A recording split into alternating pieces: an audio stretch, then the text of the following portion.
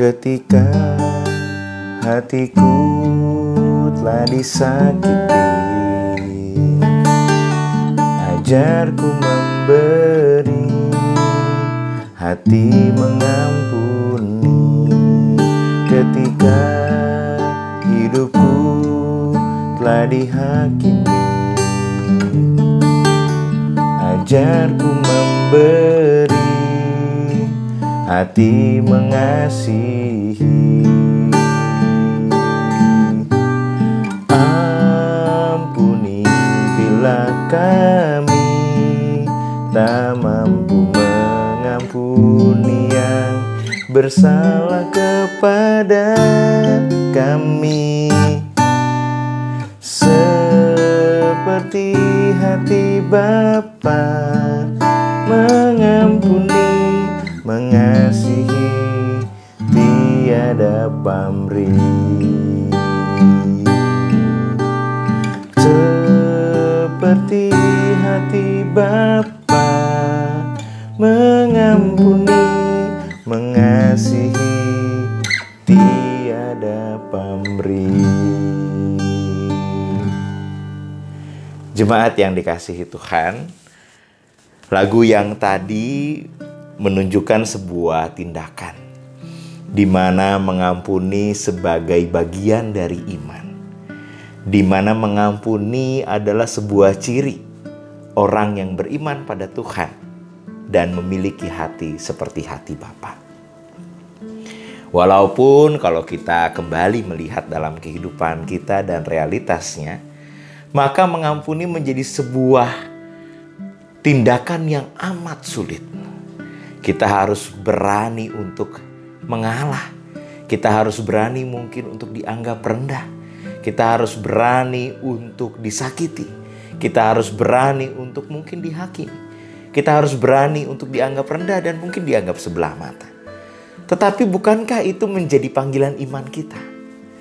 Seperti hati Bapa mengampuni. Berbicara tentang mengampuni, saya punya satu cerita. Dalam peristiwa belajar mengajar, seorang guru meminta kepada para muridnya, bawalah kentang. Kentang yang kamu bawa menunjukkan jumlah orang yang kamu belum bisa ampuni. Kentang yang kamu bawa menunjukkan orang-orang yang kepadanya kamu tersakiti. Oke, disuruh begitu, siswanya ada yang bawa 2 kentang, ada yang bawa 5 kentang, bahkan ada yang bawa 8 kentang dengan bangga, inilah orang-orang yang menyakiti aku. Oke, kalau sudah bawa, sekarang tulislah nama orang-orang itu di kentangnya. Wah, ada siswa yang menulis dengan semangat sampai bolpennya masuk ke kentangnya ya, karena kentangnya itu kan agak lunak, jadi masuk itu bolpen ke kentangnya, saking semangatnya dia tulis. Ketika sudah ditulis, Ibu, sudah saya tulis ini kentang bersama dengan nama orang-orang yang menyakiti hatiku. Oke, kalau begitu masukkan kentangnya ke dalam plastik seperti ini gitu ya. Masukkan kentangnya ke dalam plastik, ikat kentang itu, lalu pasang tali di atasnya, lalu gantunglah kentang itu di lehermu. Lalu ada yang menggantung, lalu ada yang mulai membuat tali-tali itu, akhirnya kentang itu digantungkan di lehernya. Dan belajar mengajar, proses belajar itu tetap dilakukan bersama dengan kentang yang menggantung di lehernya. Lalu 2 hari berjalan sekolahnya, sudah ada yang tanya, Ibu, kapan kentang ini kami lepaskan dalam proses belajar mengajar ini? Kata gurunya, ya dipasang terus, gak apa-apa. Bahkan kentang itu harus kamu bawa selalu. Ketika kamu tidur, taruh di samping kepalamu. Ketika kamu makan, taruh di sampingmu. Ketika kamu pergi, bawa kentang itu. Oke. Itu jadi komitmen dari awal antara guru dan para muridnya. Sehingga lama-kelamaan, hari demi hari, bahkan minggu demi minggu, kentang itu sudah mulai memberikan bau yang tidak sedap. Bahkan tidak sedikit anak-anak yang mulai protes. karena kentang itu berat sehingga melelahkan ketika belajar. Dan ada juga yang protes tidak nafsu makan karena aroma yang ditunjukkan atau yang dinampakkan dari kentang itu sangat tidak enak, sehingga yang tadinya mau makan semangat jadi tidak nafsu makan karena bau kentangnya tidak enak. Sampai pada akhirnya anak-anak mulai protes kepada gurunya. "Ibu, kami lelah membawa kentang ini. Kami mulai tidak nyaman dengan kentang ini. Kentang ini mulai membusuk. Selain berat kami bawa kemana-mana, kentang ini juga memberi bau yang tidak nyaman, tidak sedap, sehingga mengganggu aktivitas kami, bahkan tidak jarang membuat kami merasakan sakit yang tidak enak di tubuh kami." Lalu kata gurunya, "Kalau begitu bagaimana cara agar kalian bisa menghindari kentang-kentang yang mulai membuat kalian tidak nyaman?" Anak-anak ada yang mengatakan, "Ya dibuanglah, Bu." Tepat.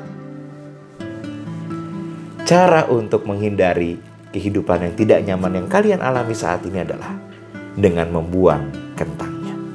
Demikian juga dengan perasaan kalian, perasaan marah, perasaan benci, perasaan tidak nyaman dengan orang-orang yang namanya kalian tulis di kentang itu.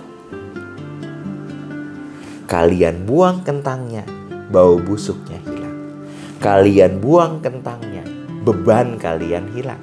Kalian buang kentangnya, kentang itu tidak mengganggu hidup Anda.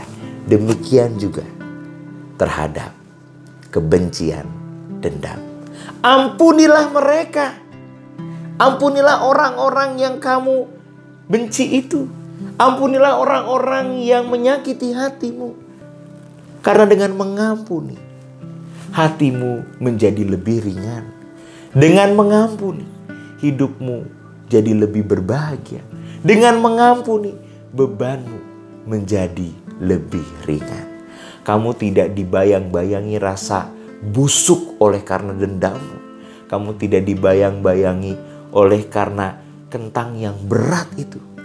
Kamu buang kentangnya, sama seperti kamu mampu mengampuni orang lain, dan kamu hidup dengan lebih berbahagia dan dengan lebih ringan. Nah, jemaat yang dikasihi oleh Tuhan, mengampuni. Sebagaimana Efesus pasal 4 ayat 31 sampai 32 mengatakan begini.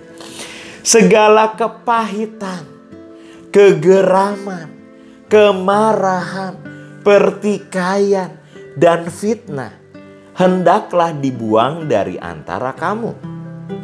Demikian pula segala kejahatan. Tetapi hendaklah kamu ramah seorang terhadap yang lain, penuh kasih mesra dan saling mengampuni, sebagaimana Allah di dalam Kristus telah mengampuni kamu.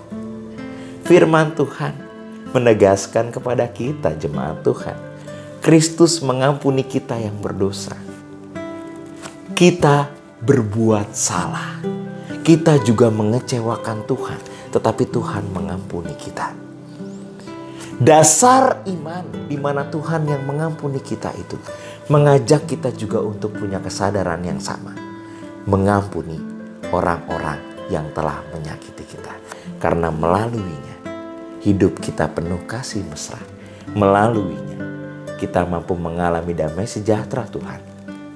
Melalui pengampunan hidup kita lebih damai dan lebih bersuka cita.